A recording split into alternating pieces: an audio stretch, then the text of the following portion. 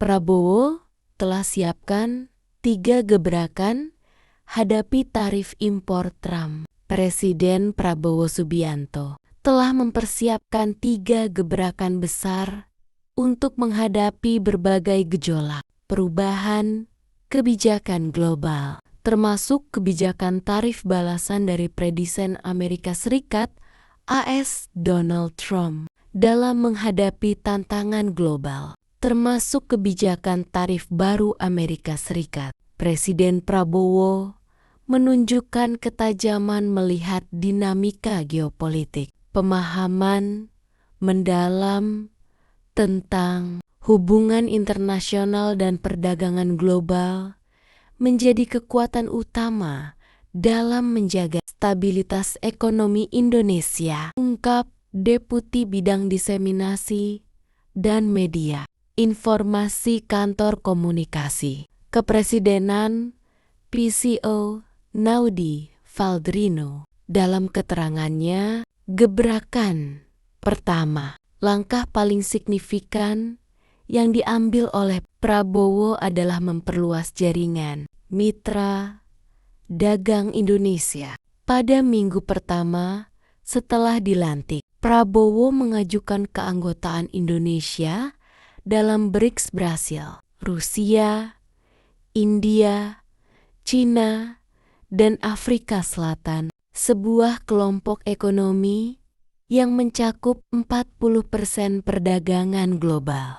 Keanggotaan Indonesia di BRICS memperkuat berbagai perjanjian dagang multilateral. Indonesia telah menandatangani perjanjian seperti Regional Comprehensive Economic Partnership (RC) dengan 10 negara ASEAN dan Australia, RRT, Jepang, Korea Selatan, dan Selandia Baru yang mencakup 27% perdagangan global serta aksesi ke organisasi kerja sama dan pembangunan ekonomi OECD yang mencakup 64% perdagangan global serta beberapa perjanjian dagang lainnya CP, TPP, III, CEPA, dan IEE, UCEPA. RI kena tarif impor Trump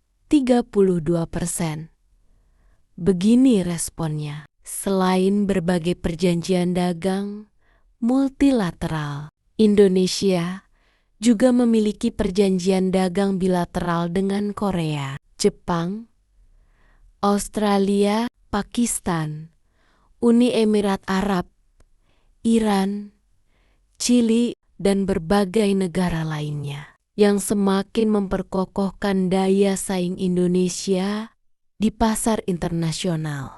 Kedua, mempercepat hilirisasi sumber daya alam SDA, sumber daya alam Indonesia yang melimpah selama ini seringkali diekspor dalam bentuk bahan mentah. Untuk meningkatkan nilai tambah, Prabowo memprioritaskan kebijakan hilirisasi industri. Salah satu contoh kesuksesan kebijakan hilirisasi adalah sektor nikel, di mana nilai ekspor nikel dan turunannya hanya mencapai 3,7 miliar pada tahun 2014, melonjak menjadi 34,3 miliar dolar pada tahun ke-2022.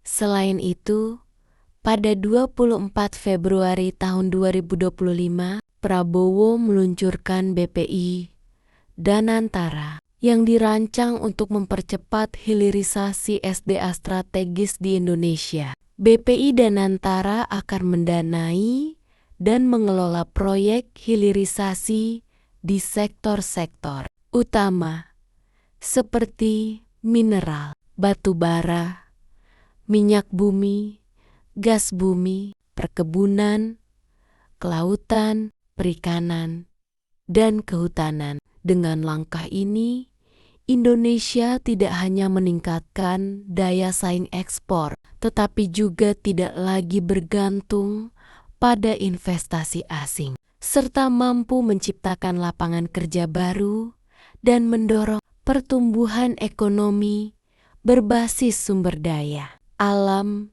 yang berkelanjutan. Gebrakan ketiga adalah memperkuat daya beli masyarakat melalui program-program yang langsung menyentuh kesejahteraan rakyat.